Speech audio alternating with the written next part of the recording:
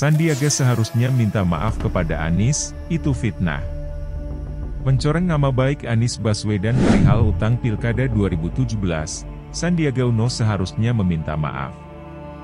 Tidak cukup hanya mengatakan bahwa setelah sholat istikharah dan konsultasi keluarga, dia dengan entengnya mengatakan tidak mau lagi melanjutkan masalah itu. Sandiaga jelas telah mencemarkan nama baik Anies. Dia sendiri yang membeberkan utang Anies 50 miliar rupiah terkait pembiayaan Pilkada DKI 2017.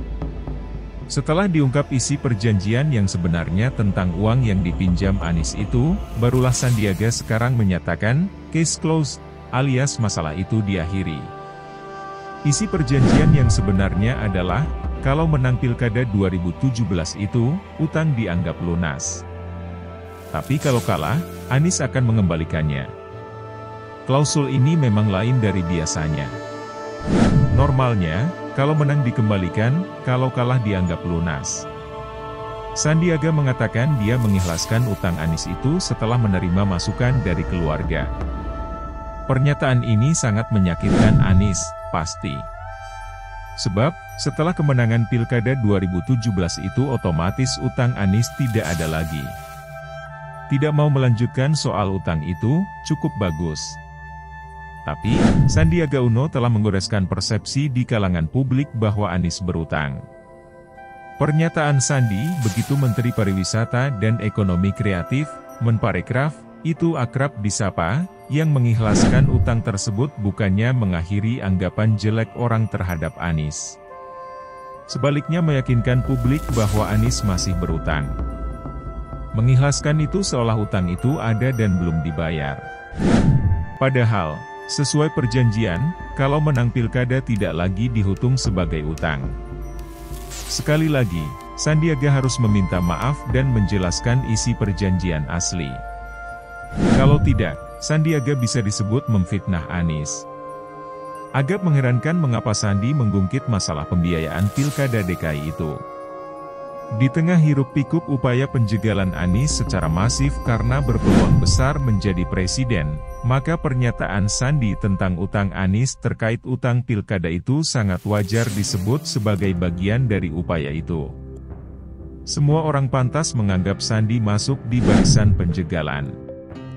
Tidak ada konteks lain yang cocok dengan isu utang Pilkada itu kecuali upaya menjelekkan Anies supaya dia terjegal maju di Pilpres 2024. Apalagi kalau dilihat gambar besar peta Pilpres 2024. Semakin jelas bahwa Sandi mengungkit utang Anies, yang sebenarnya tidak ada itu, karena dia berada di posisi yang berseberangan dengan Anies.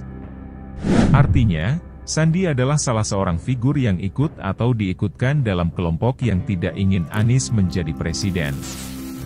Dalam kalimat lain, Sandi serombongan dengan orang-orang yang tidak ingin kezaliman dilenyapkan dan keadilan ditegakkan.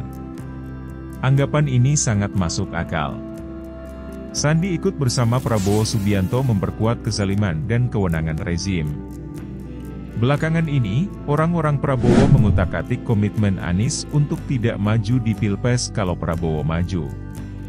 Komitmen ini tentulah tidak berlaku seumur hidup Prabowo sehingga Anies tidak boleh ikut Pilpres setiap kali Menteri Pertahanan pengagum berat Jokowi itu ingin maju Pilpres.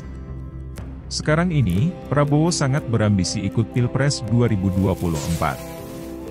Barangkali saja beliau melihat bahwa jalannya menuju istana akan lebih mulus kalau Anies tidak ikut. Tetapi, siapa saja boleh ikut Pilpres. Apalagi Pak Prabowo. Sangat dianjurkan ikut. Beliau punya kendaraan politik sendiri dan bisa membangun koalisi dengan kekuatan politik lain.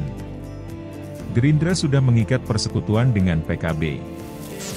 Bagus-bagus saja. Pilpres 2024 akan semakin menghibur rakyat. Begitu juga Anies. Dia juga boleh ikut. Anies tidak akan melihat Prabowo sebagai ancaman di Pilpres 2024. Anies akan melihat Prabowo sebagai kompetitor di dalam proses demokrasi yang bertujuan untuk memperbaiki Indonesia.